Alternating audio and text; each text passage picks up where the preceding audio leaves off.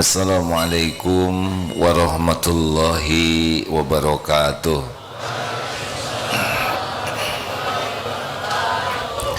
Alhamdulillahi rabbil alamin.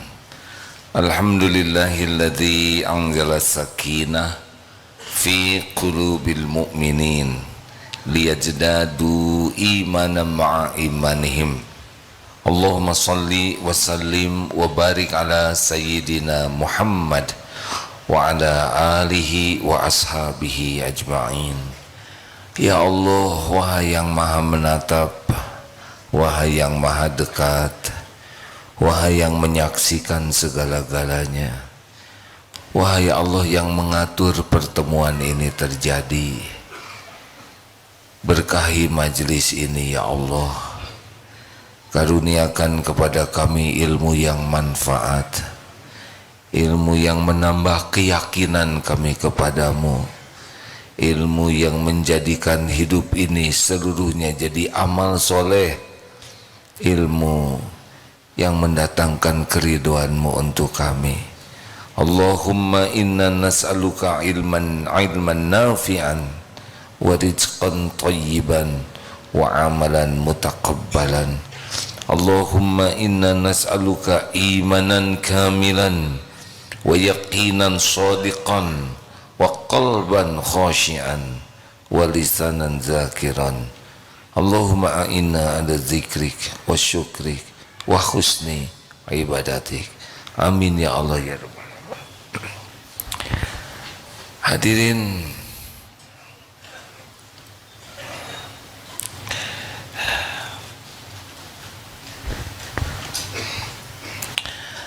kita pasti mati. Kita sedang menunggu giliran mati. Tidak ada yang dibawa selain amal. Hidup bahagia kuncinya ada dua, iman dan amal soleh.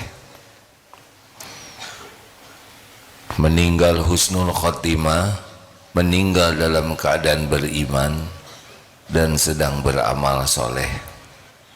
Dikubur kita yang akan menemani kita amal soleh. Maka seharusnya fokus dalam hidup ini bagaimana iman kita semakin kuat, semakin mantap, dan bagaimana supaya semua kesibukan kita diterima oleh Allah jadi amal soleh. Di dunia bahagia, meninggal husnul khotimah, dikubur akan menemani kita. Di akhirat insya Allah seperti yang dijanjikan bahwa ahli surga itu man amila sholihan min dzakarin aw unsa wa huwa mu'min falanuhyiyannahu hayatan thayyibah walanajziyannahum ajrahum bi ahsani ma kanu ya'malun. Barang siapa yang beramal soleh, baik laki-laki maupun perempuan, dan dia beriman kepada Allah, sungguh Allah mengaruniakan kepadanya hayatan thayyibah, kehidupan yang baik, dan di akhirat dia akan mendapatkan ganjaran yang lebih baik dari apa yang dia lakukan di dunia ini. Jadi fokus dalam hidup ini apa?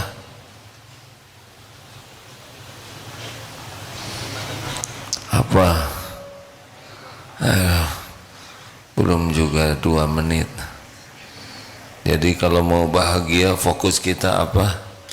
Iman dan amal soleh. Kalau ingin husnul khotimah, fokusnya apa? Iman dan amal soleh. Kalau ingin kuburnya nyaman, nikmat, bekalnya apa? Iman dan amal soleh. Kalau ingin jadi ahli surga, apa kuncinya? Selalu dipikirkan bagaimana keyakinan kepada Allah semakin meningkat. Maaf ini mengulangi sedikit ya. Al-mu'minul qawi khairun wa ahabbu ilallah minal mu'mini du'if. mukmin yang kuat lebih baik dan lebih dicintai Allah daripada mukmin yang lemah, dan pada keduanya ada kebaikan. Makin kuat iman, makin baik dalam hal apapun, dan makin dicintai Allah. Jadi kalau ingin baik dalam hal apapun dan semakin dicintai Allah, tingkatkan iman. Dalam hadis lainnya Rasulullah sallallahu alaihi wasallam bersabda, "Ajaban li amril mu'min."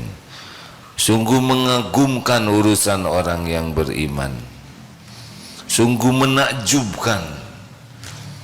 Kalau orang sudah imannya makin kuat, semua yang terjadi jadi kebaikan. Diberi nikmat, syakaro, dia bersyukur, fakana khairullah, itu baik baginya. Diberikan musibah, sabaro, dia sabar, fakana khairullah, itu pun baik baginya.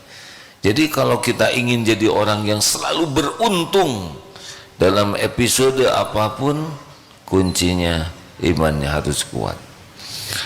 Apa cirinya orang yang imannya kuat?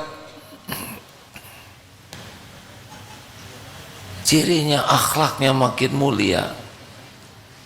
Ayyul mu'minina afdalu, siapa orang beriman yang paling afdal imannya? Siapa mukmin yang paling utama nih? Ahsanuhum khuluqa, orang yang paling mulia akhlaknya. Jadi makin meningkat keyakinan ke Allah, jadi itu makin ikhlas, makin syukur, makin sabar, makin tawakal. Akhlak-akhlak yang mulia itu akan terkumpul dengan sendirinya seiring dengan meningkatnya yakin ke Allah. Jadi jangan terlalu banyak memikirkan meningkatkan penghasilan, lebih baik meningkatkan keyakinan, iman. Jangan risau dengan dunia ini hadirin. Risaulah. Mana yang berbahaya bagi kita? Tidak punya uang, tidak punya iman. Siapa yang nyebut dua-duanya?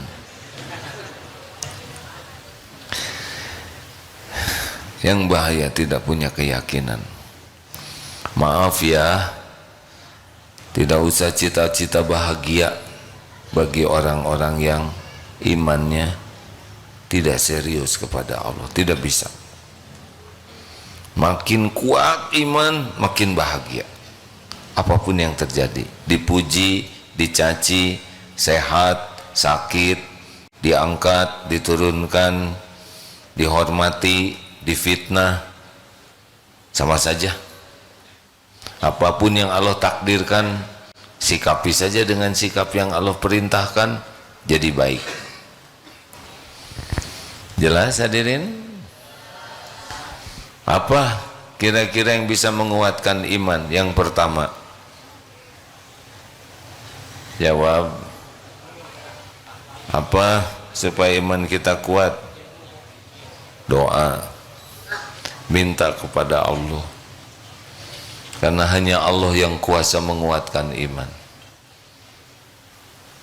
Dua, ilmu,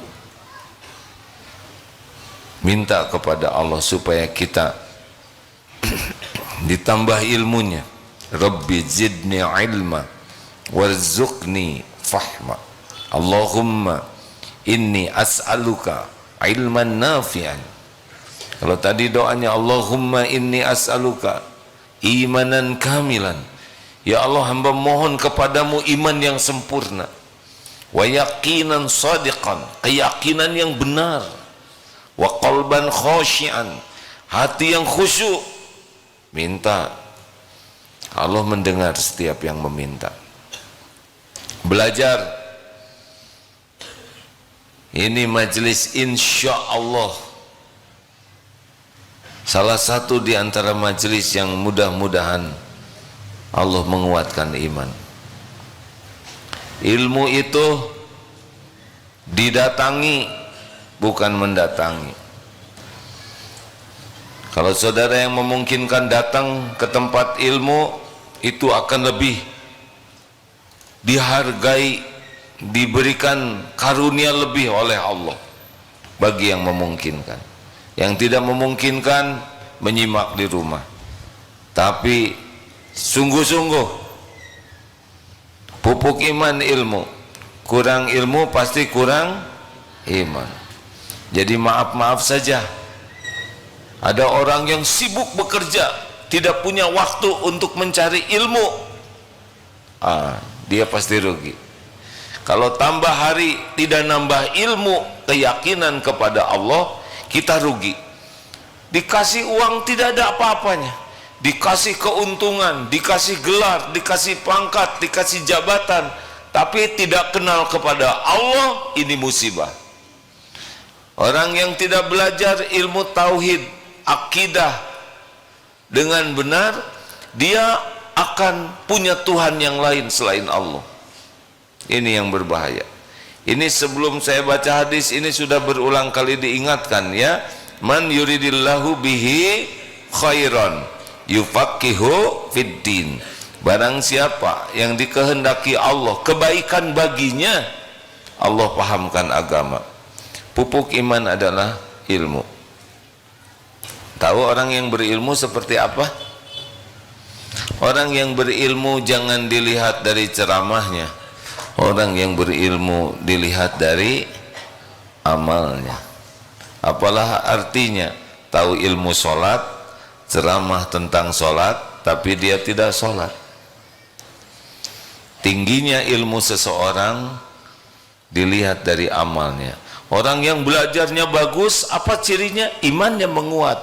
Apa cirinya imannya menguat? Akhlaknya semakin baik. Itu udah rumusnya begitu. Tapi itu ilmunya banyak, akhlaknya jelek, berarti dia belum berilmu. Dia baru cuma dengar ilmu, belum berilmu. Halo? Ini pesantren sudah lama kelakuannya seperti itu, pasti kurang iman. Karena kalau imannya bagus, mesti akhlaknya membagus. Itu sudah garisnya begitu. Jadi bukan seberapa kitab yang dia baca, tapi seberapa ikhlas dia mencari ilmu dan seberapa sungguh-sungguh mengamalkan ilmu. Nah, itulah orang yang berilmu. Kita tidak usah ingin semua segala tahu sekaligus, tidak. Cari dengan ikhlas, amalkan, itu penguat iman. Dapat ilmu, wudu sebelum tidur, amalkan. Tiap mau tidur berwudu dulu, Allah lihat. Dapat ilmu, keutamaan sedekah, sedekah. Dapat ilmu, baca ayat kursi sesudah sholat fardu, jangan tinggalkan. Terus begitu. Barang siapa yang mengamalkan ilmu yang Allah sudah berikan, niscaya Allah akan mewariskan kepadanya ilman ma'lam ya'lam, ilmu yang belum diketahuinya. Makanya ciri orang berilmu itu adalah semangat belajar dengan niat ikhlas dan semangat untuk mengamalkannya. Kalau hanya semangat belajar, tidak semangat beramal, belum bisa disebut berilmu. Tidak apa-apa, kita belum sempurna paham Islam. Yang penting tiap dapat ilmu sekuat tenaga diamalkan dengan ikhlas.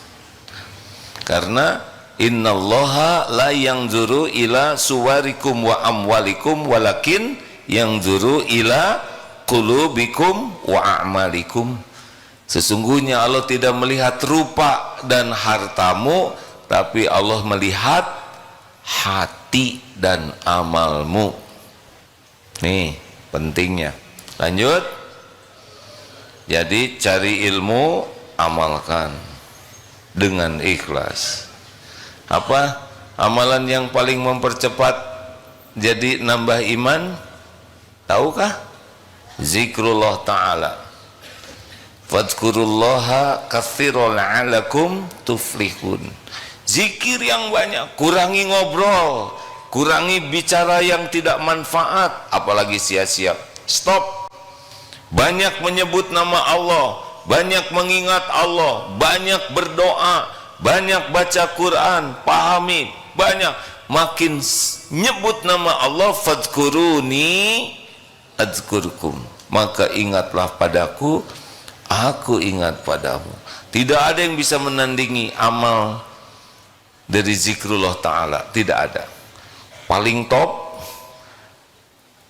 ala unabbi'ukum bi khairi a'malikum, maukah engkau kuberitahu amal yang paling baik, yang paling suci di sisi Allah, yang paling tinggi derajatnya, yang lebih baik dari menafkahkan emas dan perak, atau bertemu dengan musuh, menebas atau ditebas di jalan Allah, zikrullah ta'ala. Makanya ingin kuat iman, itu teh pertanyaan. Ingin kuat iman, saya sudah tahu pasti jawabannya ingin. Kenapa pakai nanya? Ya, untuk membuat lebih fokus. Caranya diantaranya adalah zikir yang banyak, sebanyak-banyaknya.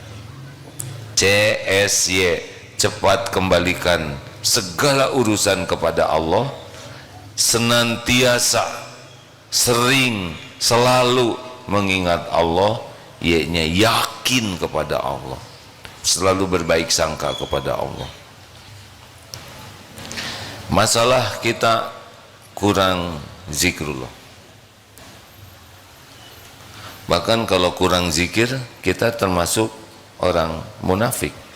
Ayat yang tentang sedikit qalilan, yang sedikit tentang zikir, yang sholatnya riya. Kita dengar ayatnya, supaya kalau kita sedikit zikir jangan merasa aman, karena ternyata yang zikirnya sedikit itu orang munafik. Jadi munafik itu zikrullah juga cuma sedikit, sholat juga cuma riya. Kita dengar ayatnya. Sudah ada Ustaz? Surat An-Nisa ayat 142. A'udzu billahi minasy syaithanir rajim. Innal munafiqina yukhadi'una Allah wa huwa khadi'uhum wa idza qamu ila as-salati qamu kusala yura'una an-nas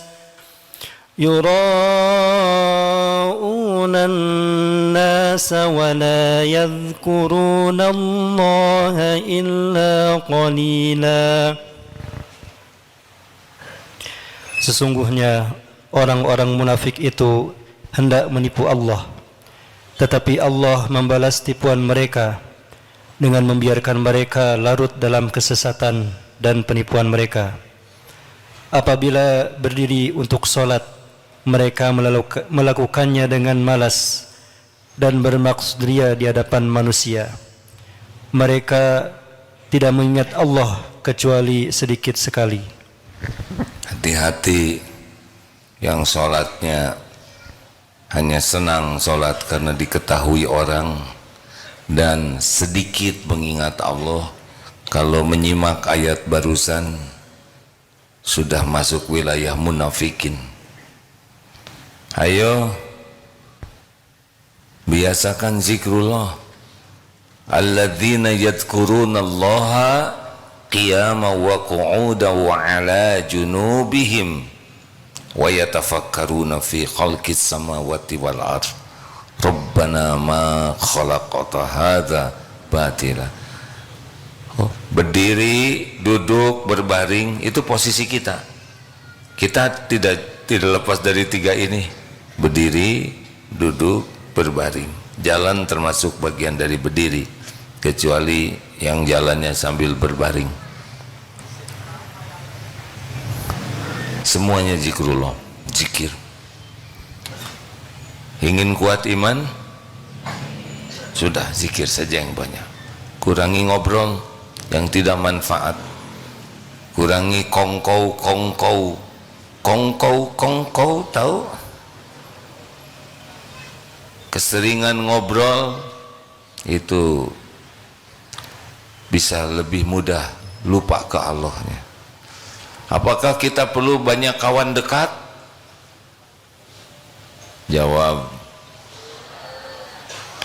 punya kawan banyak boleh, tapi terlalu banyak kawan dekat yang membuat kita ngobrol terus, itu tidak juga baik, kecuali kalau kawannya ini yang menguatkan iman. Makanya salah satu amalan lain kalau ingin kuat iman, milikilah teman, guru, pendamping hidup yang kuat imannya, yakin ke Allah, itu nular. Kalau kita punya teman yakin ke Allah, itu seperti bergaul dengan penjual minyak wangi, akan ikut harum, terus dikasih minyak wangi, kita jadi harum. Tapi bergaul dengan yang merontokkan iman seperti bergaul dengan pandai besi, bukan pandai besi yang aslinya ya, nanti dimusuhin. Tapi ilustrasi gaul dengan pandai besi, bau bakaran dan terperciki api. Jangan salah gaul. Seseorang mengikuti agama temannya, hati-hati. Tidak usah kita memaksakan diri untuk banyak teman, kecuali teman yang menguatkan iman dan teman yang bisa membawa kita beramal soleh. Kalau hanya ngobrolin dunia yang membuat lupa ke Allah, udah jajar. Tahu jajar? Jaga jarak. Itu baru ngarang aja. Iya, punya calon mempelai, ngomongnya duniawi melulu, tidak pernah ingat ke Allah. Batalkan aja ya.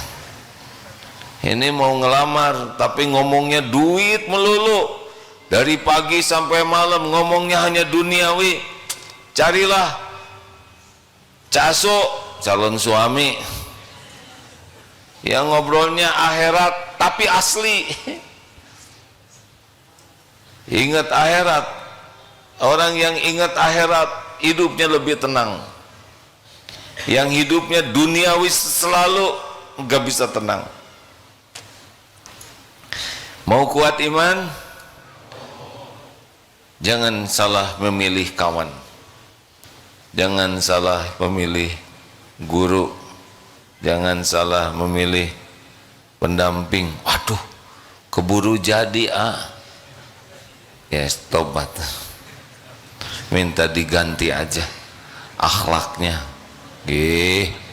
Semangat ganti orang, jangan. Di antara ciri penguat iman lainnya adalah tahajud. Kenapa tahajud sangat cepat menguatkan iman? Karena itu ciri keikhlasan mau dekat dengan Allah. Tahajud itu berbeda dengan sholat jamaah. Sholat jamaah kita ketemu banyak orang. Tahajud itu privat. Kita bisa berpuas-puas dengan Allah berdua. Maka orang yang ingin dekat dengan Allah malas tahajud, agak bohong tuh. Kita kan kalau cinta seseorang maunya dekat dengan yang dicintai, benar? Kalau cinta ke Allah, para pecinta Allah mesti menikmati itu saat tahajud itu, saat berdua-duaan dengan Allah Subhanahu wa ta'ala. Asli hadirin, kalau tahajudnya bagus, cepat sekali iman itu meningkat. Mau ditambah satu lagi supaya cepat iman meningkat, jangan cinta dunia. Ijhad fid dunya yuhibbakallah. Zuhud terhadap dunia, Allah mencintaimu. Zuhud dengan yang ada di tangan orang, orang mencintaimu. Lihat dunia ini bukan tidak boleh megang, tapi tidak boleh lengket di hati. Ini penting sekali, karena sepanjang suka sekali kepada dunia, mengagung-agungkan duniawi, seakan-akan punya ini kita jadi mulia, punya barang jadi terhormat, punya harta jadi sepanjang kita merasa mulia dengan casing, itu rada susah. Dia akan nanti mengabdi kepada casing. Kerja ya kerja maksimal, profesional sebagai sebagai apa? Sebagai karyawan, sebagai yang keras kasep, sebagai amal soleh. Waduh, semangat Egi, karena Egi jualan, takut nggak jadi amal soleh ya. Jualan belum tentu laku, tapi kalau ikhlas tetap jadi amal. Apa kalau kerja keras pasti banyak uang? Tanya ke tukang batu, ya kurang bagaimana ngehabok batu tuh. Gak ada masalah, uang tuh Allah yang punya, Allah yang ngebagikan, yang penting jadi amal. Demikian, lihat dunia biasa-biasa saja. Punya saudara jadi menteri, jadi jenderal, jadi dirjen, jadi hakim, ya biasa saja. Jangan sampai potretnya dibawa-bawa, pas ditunjukin potretnya ternyata ketangkep lagi saudaranya. Dah, nggak usah. Jangan mengagung-agungkan duniawi dan jangan lengket hatinya dengan dunia, baru bisa lebih cepat imannya menguat. Tapi kalau kagum kepada harta, kagum kepada gelar, kagum kepada popularitas, mengagung-agungkan pujian orang, penampilan, susah. Berikut ini saya bacakan hadis yang sudah berulang kali tapi tidak akan bosan dibacakan. Hadis sahih ini untuk membuat kita sadar bahwa tidak cukup bagi kita sibuk beramal. Karena ini yang mau dibacakan ini amal-amalan yang dahsyat sekali, yang orang bisa kagum dengan amalan ini, tetapi tidak mengantarnya ke sorga, bahkan sebaliknya mengantarkan kepada ahli neraka. Rasulullah Sallallahu Alaihi Wasallam bersabda, sebentar panjang ini. Imam Muslim berkata, telah mengabarkan terus mengabarkan, aku telah mendengar Rasulullah Sallallahu Alaihi Wasallam bersabda, sesungguhnya manusia pertama yang diadili pada hari kiamat adalah orang yang mati syahid. Ini orang kalau dengar mati syahid masuk surga tanpa hisab. Keren sekali, mati syahid tidak berada di alam barzah seperti kita meninggal. Diperlakukan spesial. Jadi yang berjuang dan meninggal dalam perjuangan ini yang pertama dihisab. Dengar ya.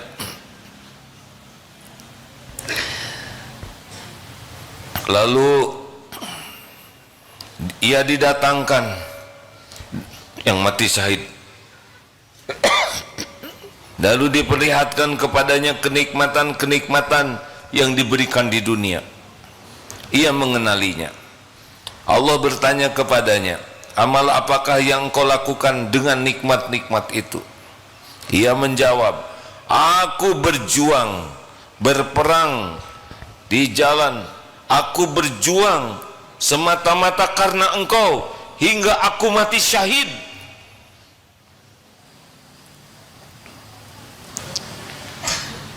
Tapi Allah berfirman kepadanya, kadzab, dusta kamu.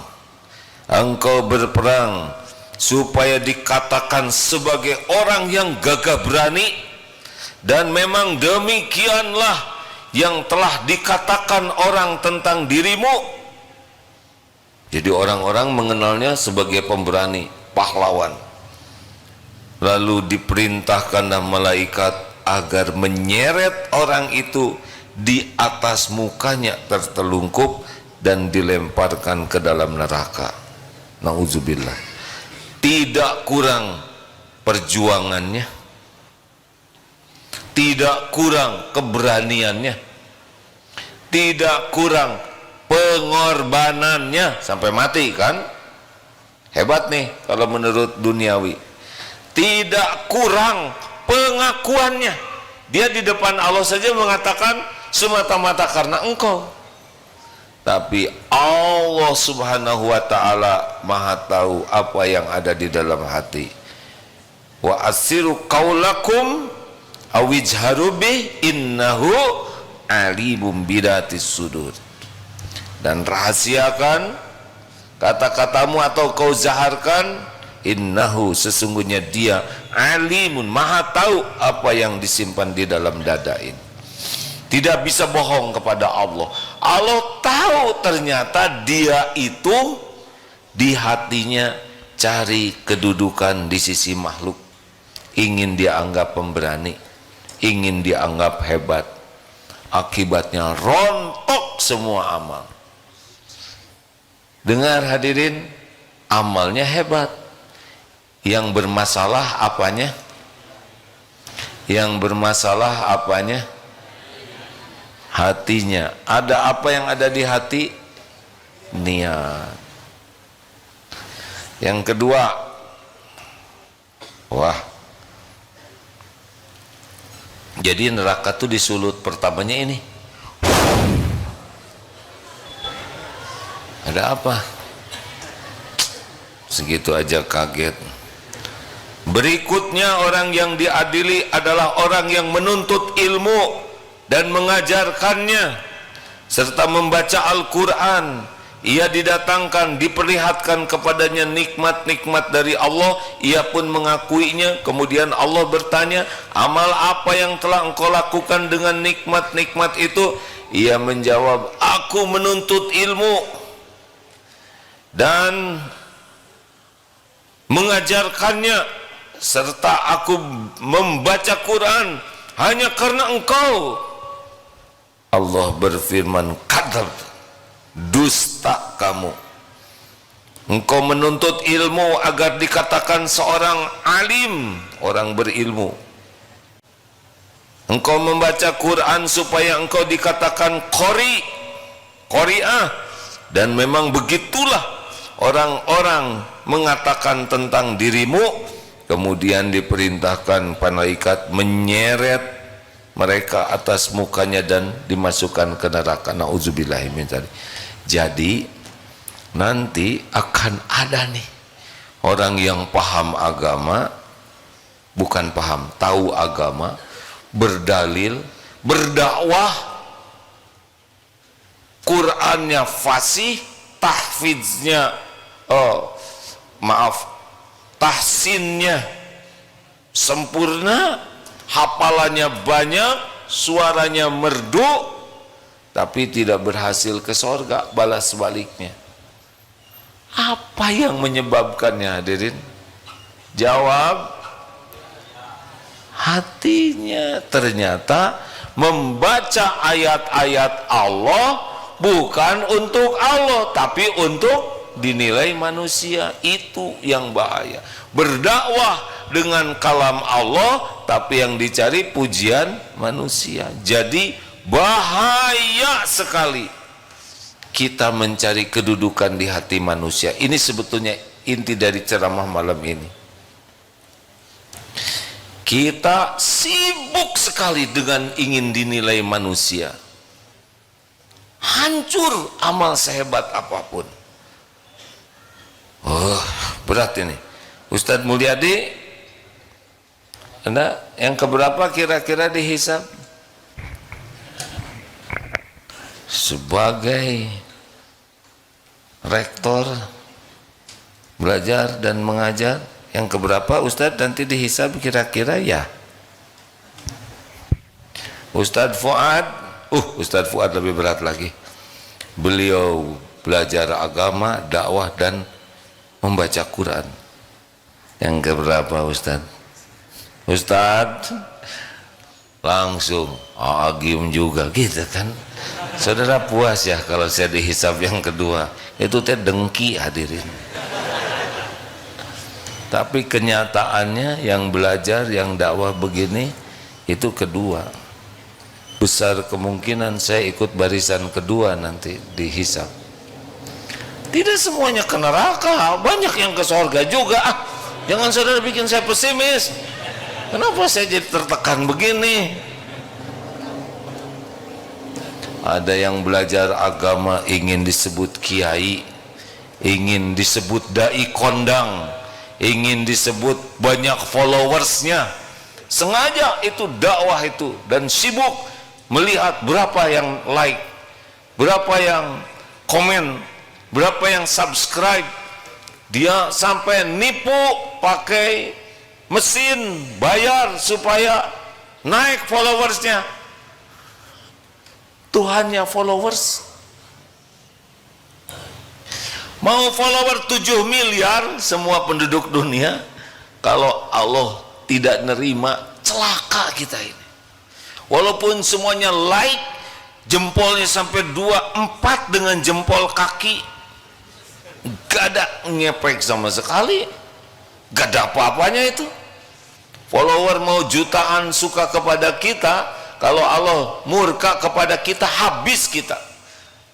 Followernya satu, yaitu dia sendiri. Tapi Allah ridho, selamat dia. Kita dakwah, jempol orang pada begini, marah jangan. Kita punya jempol sendiri, beres ya. Kenapa jengkel pakai jempol orang? Gak ada apa-apanya followers. Maaf ya, follower nggak apa-apa, bertahan terus ya. Oh si AA, seenaknya gua mau unfollow. Jangan, ini ceramah ya. Maksudnya jangan berdakwah demi followers, jangan berdakwah demi likes, demi komen, demi nambahnya orang yang suka. Enggak ada gunanya. Dakwah itu amal soleh, cukup satu saja supaya Allah ridho.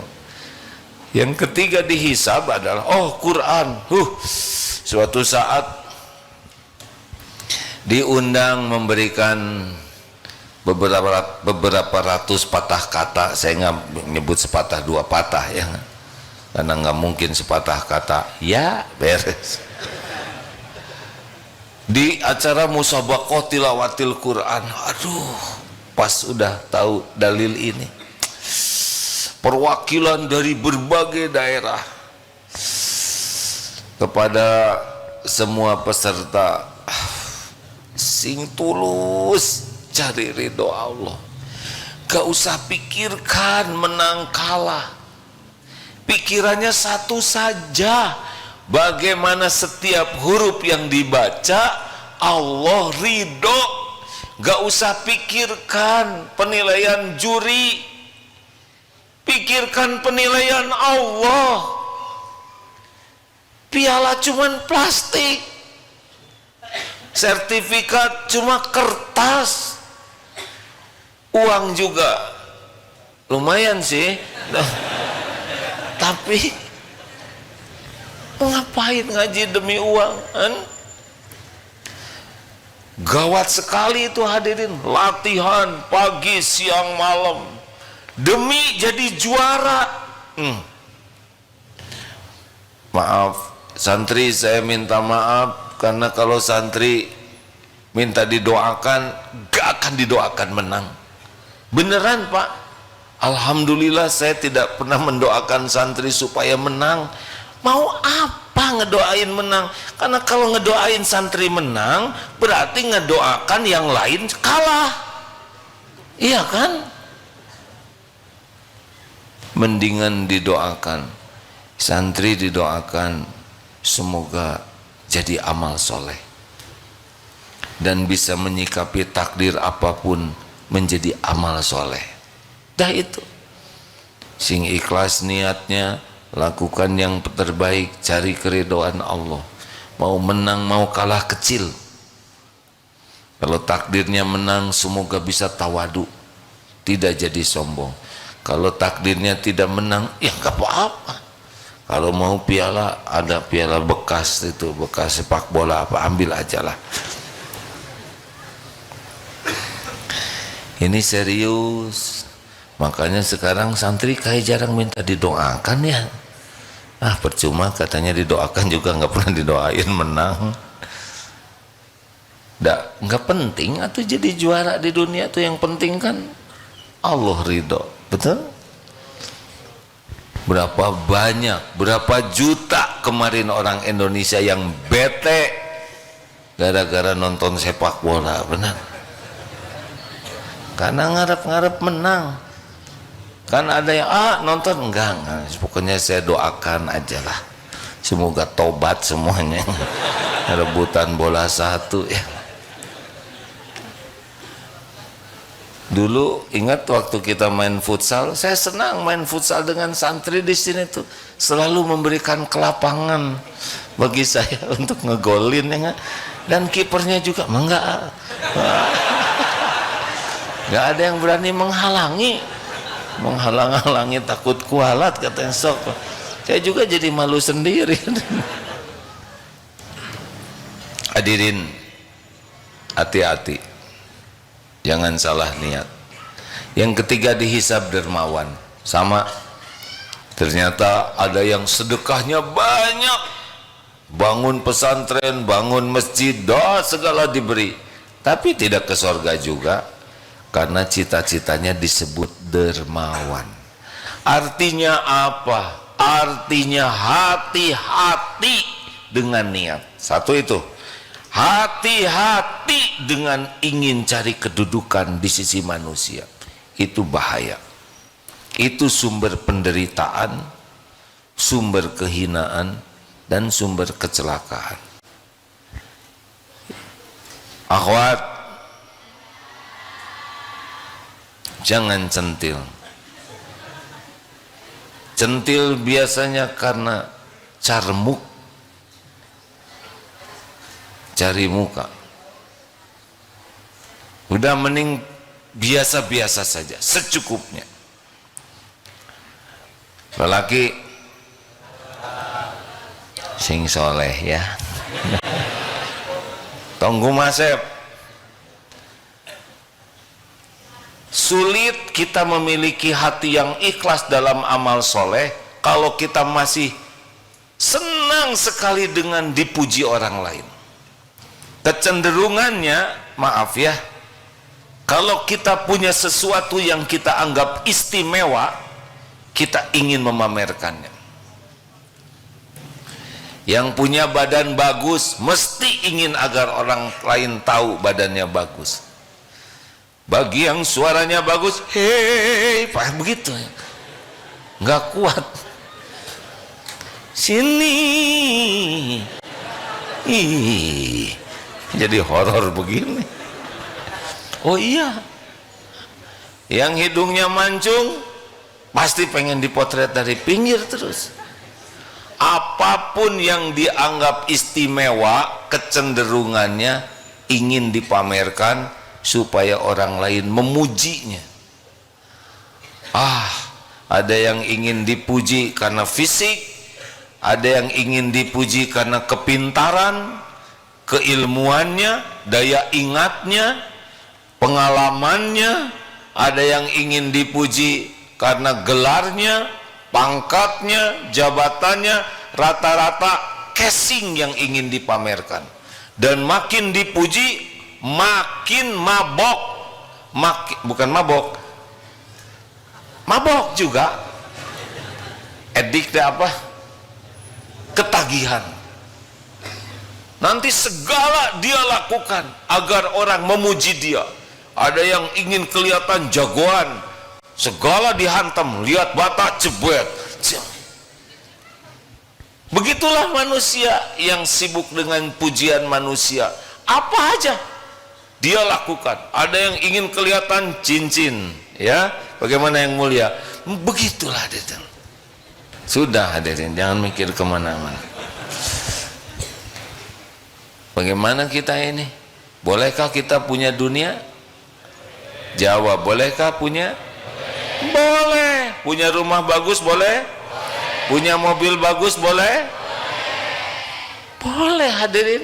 Nabi Sulaiman juga diberi oleh Allah istana. Para sahabat juga banyak yang diberi oleh Allah. Dari 4 khulafaur rasyidin, 4 khalifah, 3 itu kaya. Dari 10 yang terjamin surga, 8 itu kaya. Jadi tidak ada masalah dengan kekayaan. Punya mobil bagus boleh? Boleh, asal tidak mengagung-agungkan kendaraan dan tidak lengket kendaraannya. Kalau kendaraannya misalkan hilang, ya sudah, laporkan. Ya, saya mikir diapain baru. Enggak sampai menderita. Dan jangan sampai kita naik mobil bagus jadi merasa mulia. Enggak lah. Qadarullah, ada sahabat saya ditakdirkan punya mobil bagus. Kemarin silaturahim, cobain mobil ini. Saya tidak mau nyebut mereknya, tapi sangat sedikit katanya. Mungkin di Indonesia cuma ada satu itu, namanya Lemper Jono ya. Waduh, itu tegang sekali, takut nubruk hadirin. Saya coba, ini yang di atas 10 miliar itu, ada mobil semahal itu. Lalu bagaimana? Kita nggak usah usil, mau ngapain beli ini? Nggak usah, udah dibeli ya kan. Tinggal kita doakan saja supaya bisa bangun masjid yang lebih bernilai daripada mobil ini. Dan itu aset, nanti dijual juga, katanya laku. Bagaimana kalau orang dapat rezeki? Doakan supaya barokah. Kalau ini jadi masalah, mudah-mudahan dilepaskan, diganti dengan rezeki yang bisa membawa kebaikan. Gak usah iri dan gak akan dikasihkan ke saudara ya. Nyoba tuh kemarin, buat saya sih sama aja ya, hanya lebih tegang, stres karena takut nabrak ada. Tapi ya sudah, orang dititipi rezeki oleh Allah begitu, dan nanti di akhirat siap-siap akan dihisab. Nah hadirin, luruskan niat, selalu punya waktu. Apa niat saya? Apa niat saya? Sebelum melakukan apapun, termasuk ini mak-mak, ada mak-mak tidak nih? Mak, ini mak atau nenek? Mak ya sudah. Ketika mendempuli wajah, balik lagi ke yang ketika diemple-emple wajahnya, pertama kan apa tadi? Foundation. Oh, dempul dulu. Sesudah dempul, nggak tahu lah bagaimana lah, udah ini pakai fondasi, kemudian diaci, ya kan? Diaci bukan? Sesudah diaci baru dicat, baru dipaku. Saya tidak mau ikut campur dengan dunia wanita ya, tapi saya hanya ingin mengajak sambil melakukan itu. Ini teh apa niatnya? Supaya apa? Supaya kelihatan rengkeng, kan ada tuh ya. Di sini tuh pakai selotip ke sini. Sini. Eta teh nanaonna. Ini saya tidak mau ikut campur dunia wanita, dan saya lelaki ya. Alhamdulillah kita tidak serepot itu ya. Bisa dibayangkan Kalau lelaki ini ke pengajian pakai patot alis ya kan, semuanya putih, ngegeblek, lipstik, aduh ribet. Mungkin saya juga tertekan.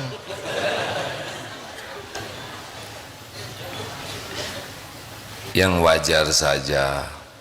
Tanya, ini teh untuk dipuji siapa? Biasanya ingin kelihatan lebih dari kenyataan, benar? Ingin kelihatan lebih putih, cemerlang, transparan. Ingin glowing, mengkilat. Ingin bowling. Ingin kelihatan awet muda, tidak ada kerut-kerutan, ingin wajahnya seperti pantat bayi katanya. Mau ngapain? Capek bu, ibu, capek centil teh, just the way you are. Bukan tidak boleh, sok aja lah, itu urusan masing-masing. Cuma saya mengajak, tanya niatnya apa, gitu aja lah. Nah itu mah terserah ya, saya nggak ikut campur dah wajah-wajah masing-masing, dempul yang beli juga sendiri, gitu aja. Kalau benarkah ini nyari keridhaan Allah, kalau hati sudah ikhlas, nggak capek. Tapi kalau cari pujian orang, pasti capek, pasti gelisah, ingin sempurna, capek itu, capek hadirin. Salah satu yang membuat hidup ini lelah adalah sibuk mencari penilaian makhluk, ingin dinilai lebih dari kenyataan, ingin dianggap lebih dari kenyataan. Capek, capek. Udahlah, sewajar-wajarnya aja yang proporsional, betul? Rasakan tenangnya, bu, ibu, nggak usah takut jadi tua. Kenapa? Kenapa? Karena udah jadi.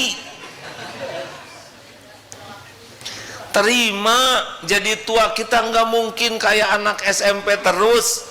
Walaupun ibu memaksakan diri terus pakai seragam SMP, saya kira nggak akan ada yang percaya, benar.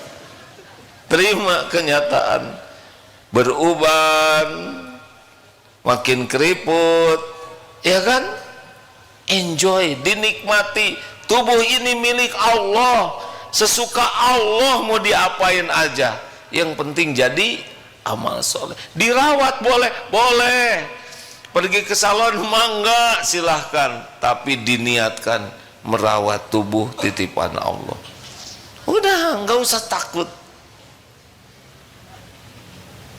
Mengerti om?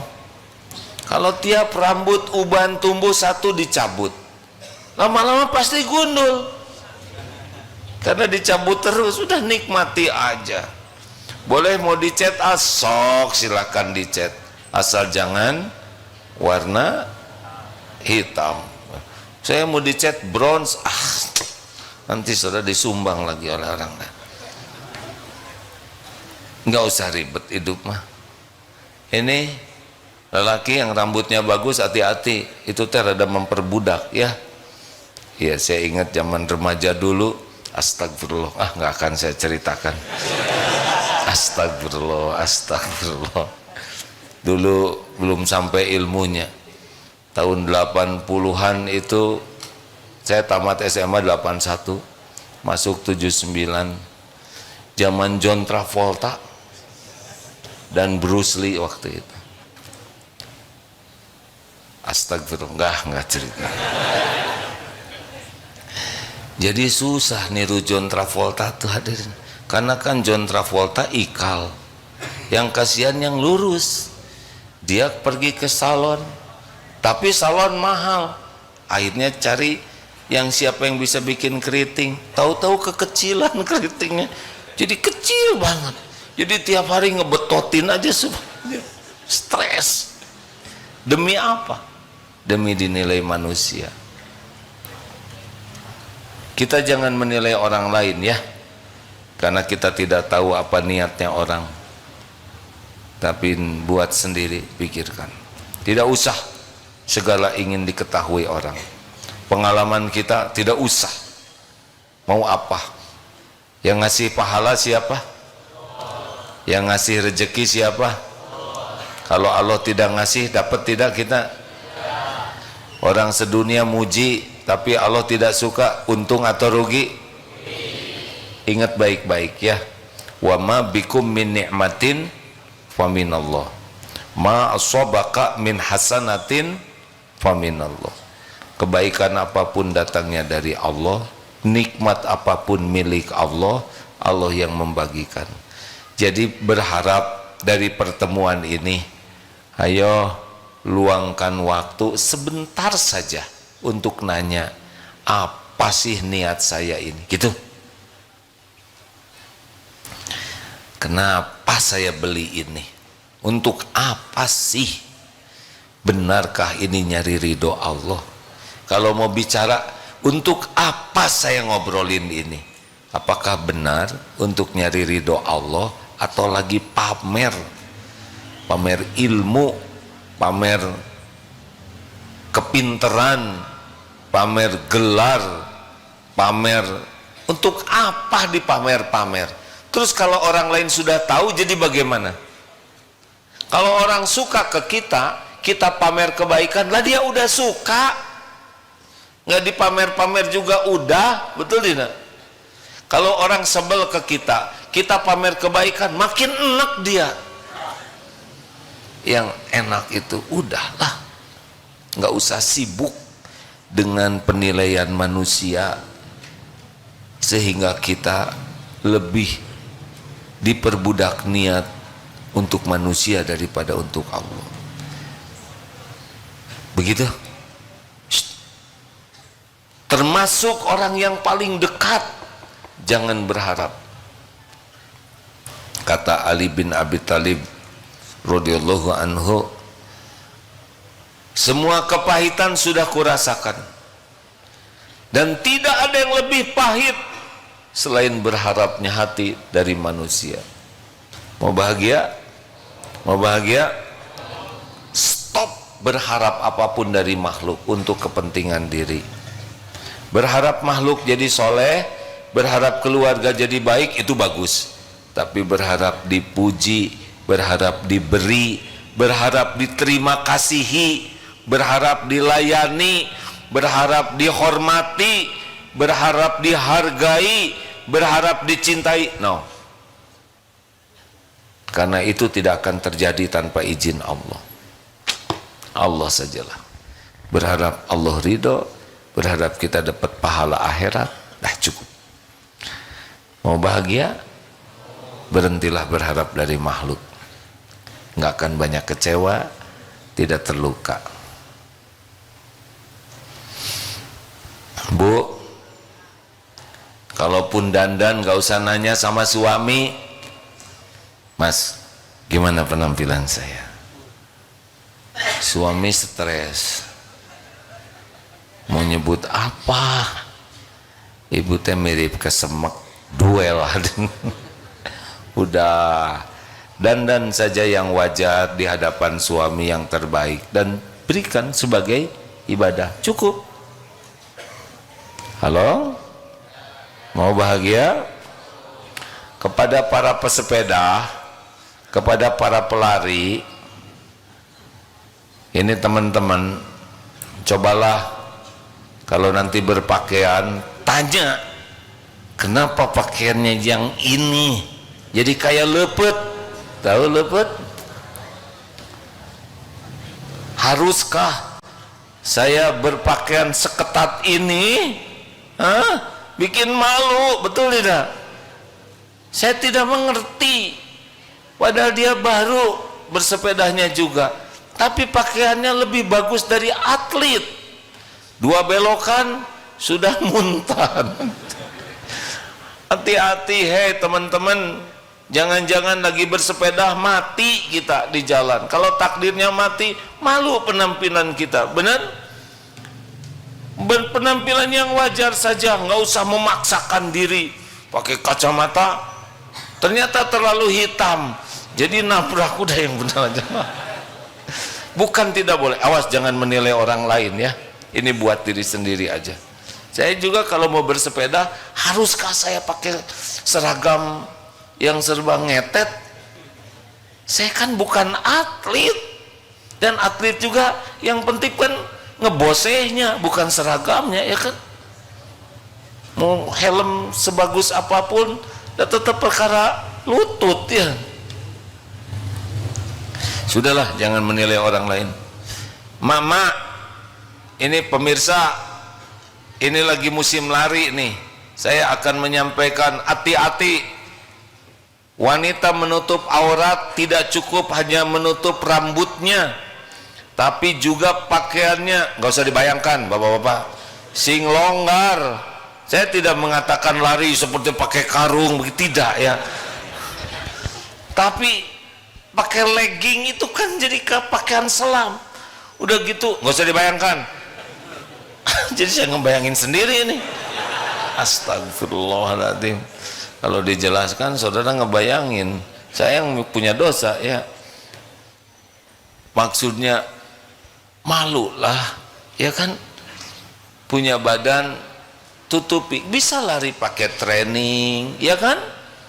Tidak usah memaksakan diri sehingga orang yang lihatnya juga jadi dosa. Sepanjang jalan dia lari juga menebar dosa. Mau apa? Orang muji juga. Dan punten ya, kalau sudah tambah umur kan jadi sudah rada beda ya. Dah begitu aja lah. Ini serius. Kenapa sih memaksakan pakai seragam yang bikin malu begitu? Pasti pengen dipuji orang. Karena lari tidak harus pakai pakaian itu juga bisa. Saya mohon maaf kalau banyak yang tersinggung. Yang berjilbab, usahakan tidak hanya ikut-ikutan, tapi tahu ilmunya. Tidak boleh ketat. Tidak benar itu ketat yang membentuk tuh. Jangan menyerupai lelaki pakaiannya, dan jangan transparan. Belajarlah supaya berjilbabnya jadi amal soleh. Kalau kenapa pakai sorban? Atuh biarin, ini sorban saya. Ceritanya sih menghormati majelis ilmu. Dan nggak sopan. Sekarang saya ceramah pakai singlet, pakai kaos kaki sepak bola, kan menjadi masalah, benar? Dan pakai sorban belum tentu dihargai. Ada yang kenapa itu kiai penceramah pakai perban? Ada yang ya udahlah nggak apa-apa. Ada yang ini seperti pangeran di Ponorogo. Ada ya sudahlah, terserah aja. Ada juga yang ini niru Ajimi kata, terbalik. Ya udahlah, udah. Ya udah nggak apa-apa. Oh, beliau sudah wafat. Allahumma gfir lahu warhamhu wa'afihi wa'fu anhu. Pernah datang ke sini Ajimi dulu, minta izin boleh nggak mirip? Ya sudahlah, sok aja, gampang. Demikian sahabatku yang baik, luangkan waktu untuk nanya ke hati apa niatnya. Tahan aja sedikit, seperti menulis paket. Pasti nulis alamat dulu, benar? Niat itu alamat. Salah niat, salah alamat. Tadi sudah disampaikan, yang salah alamat fatal. Dan belajar melepaskan diri dari berharap kepada makhluk. Rasakan tenang hidup ini. Gak banyak gelisah, tidak banyak terluka. Sekalipun terhadap orang yang terdekat, suami, istri, anak, sebisa mungkin nih kalau kita jadi orang tua, jangan nyuruh anak. Nanti anak malas, kita jadi kecewa, benar? Ada seorang ibu-ibu, jadi nambah dikit. Tidak mau ibu ini menyuruh anaknya. Takut anaknya kelihatan tidak suka dan ibu jadi jengkel lalu mengeluarkan kemarahannya jadi petaka untuk anaknya. Ini luar biasa perkataan ibu. Ibu, kenapa ibu jarang nyuruh anak? Enggak, biar aja, takut nanti anaknya tidak ridho melakukannya, jadi dosa buat anak, kemudian saya melihatnya jadi marah, dan kemarahan saya bisa fatal untuk anak saya. Dah, saya mengurangi sampai begitunya.